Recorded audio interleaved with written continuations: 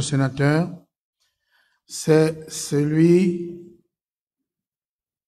du groupe parlementaire du Parti démocratique gabonais. Au Sénat, le groupe PDG est dirigé par M. Cyriaque Mvoranjame.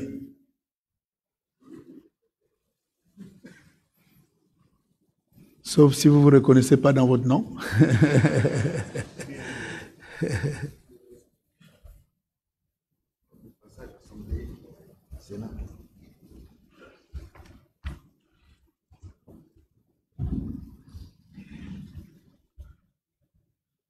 Monsieur le Premier ministre, chef du gouvernement, Monsieur le Président de l'Assemblée nationale, Président du Congrès, Madame le Président du Sénat, honorables et vénérables parlementaires, Mesdames et Messieurs, honorables et vénérables parlementaires, chers collègues, nous sommes réunis en congrès ce jour au Palais Léon-Mba, siège de l'Assemblée nationale, pour une révision constitutionnelle suite aux recommandations de la concertation politique tenue en février dernier dans notre pays. En effet, le président de la République, chef de l'État, son Excellence Ali Bongo Ondimba, dans son esprit d'ouverture et sa volonté d'associer toutes les composantes politiques de la nation, a tenu à organiser une large concertation à laquelle il a convié toute la classe politique, majorité opposition, en vue d'identifier et de proposer des mécanismes juridiques devant permettre à notre pays d'organiser des consultations électorales aux lendemains apaisés. Il s'agit donc pour nous ce matin de valider les choix consensuels de la concertation politique relative à notre loi fondamentale. Notre Congrès s'appuie sur les dispositions de l'article 109 de la Constitution qui, en son alinéa 6, stipule que l'adoption de tout projet ou de toute proposition de révision constitutionnelle, de révision de la Constitution par voie parlementaire, exige la présence d'au moins 2/3 des membres des deux chambres réunies.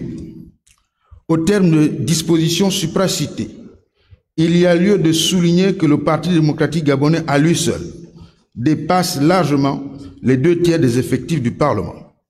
Ceci démontre à suffisance la singularité, ou à tout le moins le caractère inclusif de cette démarche qui consiste à faire évoluer le processus démocratique dans notre pays en y associant l'ensemble des composantes politiques en présence. Honorables et vénérables parlementaires, il me plaît de rappeler à ce stade que la Constitution est un ensemble de textes juridiques qui définit les institutions de l'État et organise leurs relations. Elle constitue la règle la plus élevée de l'ordre juridique de notre pays. Elle permet de garantir les droits fondamentaux des citoyens. Elle pose le principe de l'égalité des citoyens devant la loi, fait du suffrage universel la source de la légitimité politique et accorde à chacun le droit de faire entendre sa cause devant un tribunal indépendant. La Constitution assure la protection des droits et libertés des citoyens devant les potentiels abus des institutions. Elle sert à définir les compétences des organes composant l'État, de contrôler la relation entre les différents pouvoirs et d'organiser l'action du gouvernement de la République. Honorables et vénérables parlementaires, la présente révision constitutionnelle touche les articles 4, 9, 10, 15 et 111, porte essentiellement sur la réforme de notre système électoral. Dans cette optique, la modification phare concerne la réduction du mandat du président de la République qui passe de 7 à 5 ans, confirmant ainsi la volonté du chef de l'État d'harmoniser la durée des mandats électoraux et de s'arrimer aux standards internationaux. En outre, elle consacre l'adoption d'un scrutin majoritaire à un tour pour l'élection du président de la République ainsi que des parlementaires. Cette disposition permet de réduire de manière significative les coûts en termes financiers, matériels et de mobilisation des ressources humaines. Dans le même sens, ce choix permet de réduire l'attentisme économique observé durant les périodes électorales qui seront de ce fait raccourcies. Dans cette veine, l'article 111 préconise les mécanismes d'arrimage des mandats des élus locaux avec celui des sénateurs, mettant ainsi un terme à la situation ambiguë de certains sénateurs élus et qui, avec le décalage de mandat à un moment donné, ne faisaient plus partie du collège des conseillers.